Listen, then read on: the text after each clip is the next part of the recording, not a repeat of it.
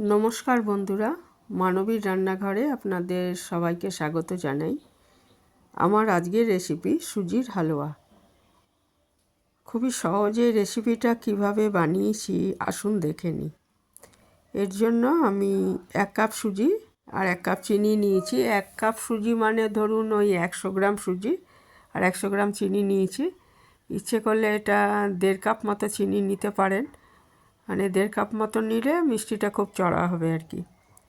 তো প্রথমে চিনিটা আমি 2 কাপ জলে একটু এটা গুলে একটু গরম করে রেখে দিচ্ছি, ফুটিয়ে রেখে দিচ্ছি।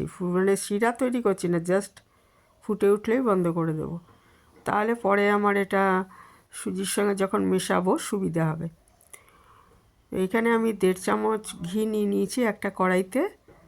এটা ইচ্ছে করলে ঘিটা একটু বেশি দিতে পারেন, একটু বেশি দেওয়া হয় হালুয়াতে, কিন্তু আমি ঘি কম ব্যবহার করি, ওই জন্য আমি 1.5 চামচ ব্যবহার করেছি। এটা ঘিটা গলে গেলে এর মধ্যে আমি সুজিটা আগে খুব ভালো মতো ভেজে নেব। ভাজাটা যত ভালো হবে এটা দেখতেও তত ভালো হবে আর খেতেও ভালো হবে। তো আমি খুব কড়া করে ভেজে নিচ্ছি, লো আঁচে ভাজবো, না হলে পুড়ে যাবে সুজিটা। আর ইচ্ছে করলে এই সময় একটু ড্রাই ফ্রুটস আর কিশমিশ আগে ভেজে নিতে পারেন ঘিতে। তো আমি ড্রাই ফ্রুটস দিইনি, শুধু মানে বাদাম দিইনি আর কি, ড্রাই ফ্রুটসের মধ্যে কিশমিশটা দিয়েছি। তো কিশমিশটা আমি আগে ভেজে নিইনি, ওই জন্য সুজিটা কিছুটা ভাজা হয়ে যাওয়ার পর এর মধ্যে আমি কিশমিশগুলো দিয়ে দেব।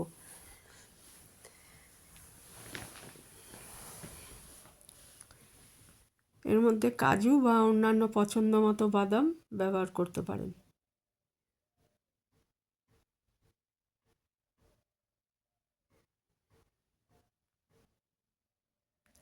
আর এই হালুয়াটা বানানোর সময় অনেকে এর মধ্যে সামান্য বেসনও ব্যবহার করেন। আমি বেসনটা ব্যবহার করিনি, শুধু সুজিতেই করেছি। আর 2 চামচ মতো বেসন মিশিয়ে দিলে খেতে ভালো লাগে।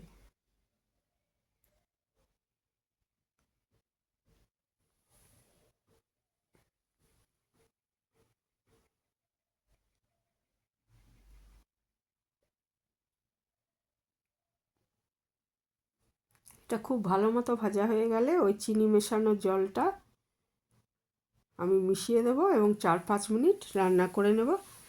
আর মিশিয়ে দেবো একটু এলাচের গুঁড়ো, তাহলেই আমার হালুয়াটা তৈরি হয়ে যাবে।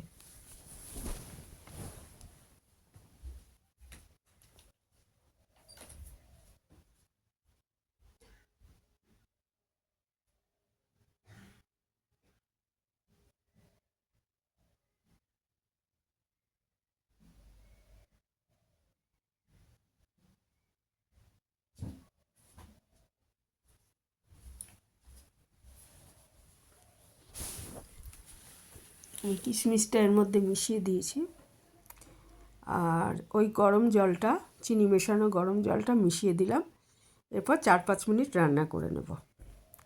আর মিশিয়ে দেবো এলাচের গুঁড়ো।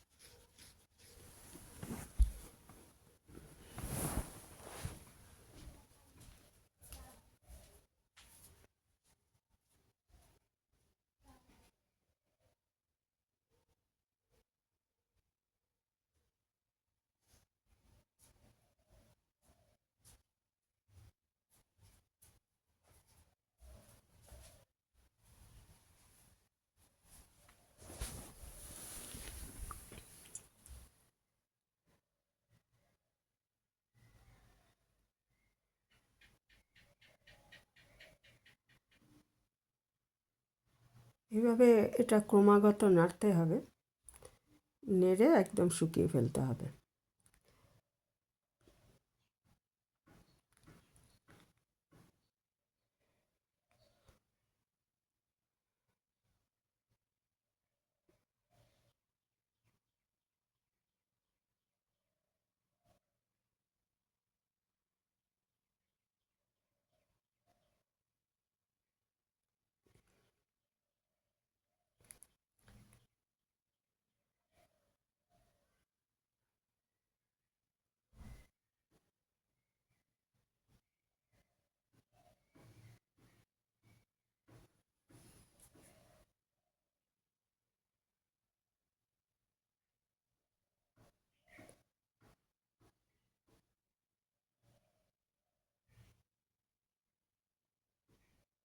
সুস্বাদু সুজির হালুয়া পরিবেশনের জন্য তৈরি হয়ে গেছে।